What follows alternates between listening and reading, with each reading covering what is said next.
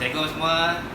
Hari ni Hobbyzone Kepong dapat satu TV yang customer komplain kata no power. Bila dia cocok kabel on power, on switch, tapi langsung tak ada lampu indikator lah. Lampu indikator merah tu tak ada langsung. Jadi kemungkinan ada salah satu board ni rosak lah. Sama ada mainboard ke, powerboard ke, kita tengok nanti. Okay, kita dah buka. Jadi yang pertama, untuk cara check dia, tengok benda yang mudah tu. Dalam dia ada satu fuse. Sebelum kita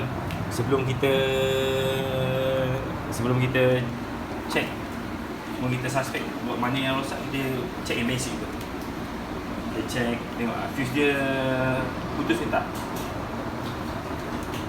Okay, kat sini fuse dia putus.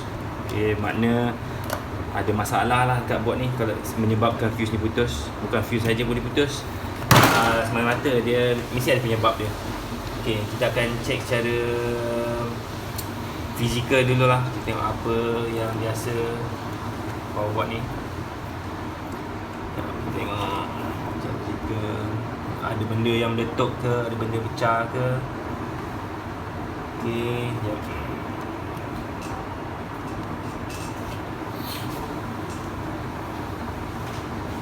Kita nampak ada satu, nampak tak? Kalau kita kena dari segi nampak tak? Ada gelap di situ. Ada gelap di situ. Gelap. Kotor, gelap macam terbakar.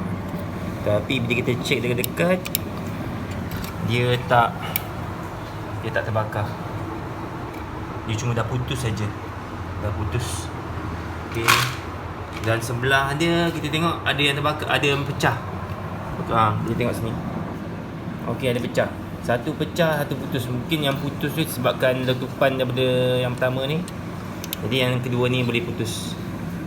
Okey. Jadi sekarang kita cuba ganti dulu lah barang-barang ni dulu. Kita tengok macam mana. Harap ini je lah masalah dia. Okey. Okey. Kita dah ganti dah 3 komponen ni. Yang patah ni dan juga yang meletup ni. Kita tengok macam mana lah kita ganti. Ini dua komponen yang kita ganti dengan ni. Kita test dulu. Kalau berjaya, kalau tak berjaya mungkin ada beberapa lagi komponen yang rosak lagi. Kita kena cek satu-satu lah. Jom.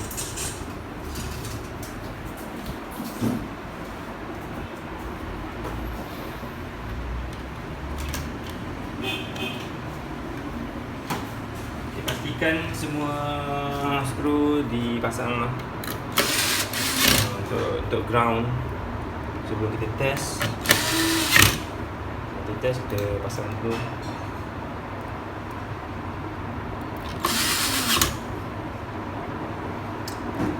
Video ni sebenarnya untuk dapatkan gambaran saja, bukannya ini solution dia.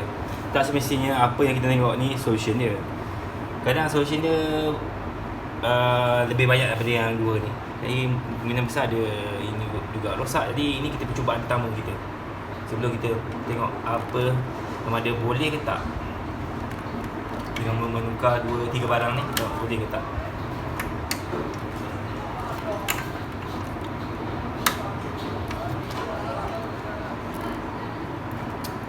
Stop. Okey, kita pasang ni dan ini dah dipasang. Jangan lupa semua soket ni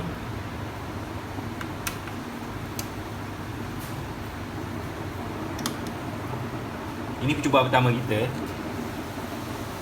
Sebelum kita tengok berjaya ke tak berjaya. Kalau tak berjaya maknanya ada urusan yang lain lah. Kalau boleh pastikan kalau nak buat powerboard ni ada seseorang ke kawan ke yang pandai mahir lah. Jadi untuk elakkan daripada kena apa-apa kan. Kita safety first. Okay. Sekarang kita letak power dan kita cuba. Ada bunyi. Oh, ada lampu. Backlight pun dah menyala. Lampu pun dah nyala. Jom kita tengok. Oh, berjaya. Kita tukar 3 barang je hari ni. Kita berjaya dah repair owner ni punya, customer ni punya. Nampaknya dah cukup lah. Ya, maknanya kita akan test. Lepas ni kita pasang semua. Kita akan test selama setengah hari ke macam tu. Kalau tak ada apa-apa masalah, tak meletup lagi, maknanya TV ni dah boleh diserahkan kepada customer. Dan rasanya dengan 3 barang saja kita dah boleh baiki TV ni lah. Harap-harap ni sebagai panduan untuk orang kat luar sana untuk cuba. Dan jangan lupa pastikan subscribe video ni.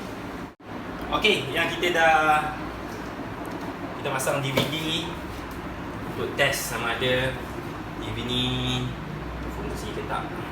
Jadi, onkan TV, kita onkan DVD. Macam mana? Okay. Oh, ada pencahayaan di udara.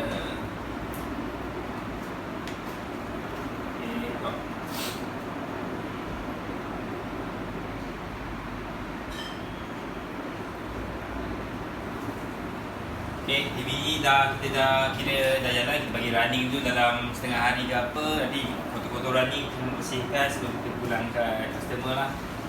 Jadi itu sajalah untuk hari ini.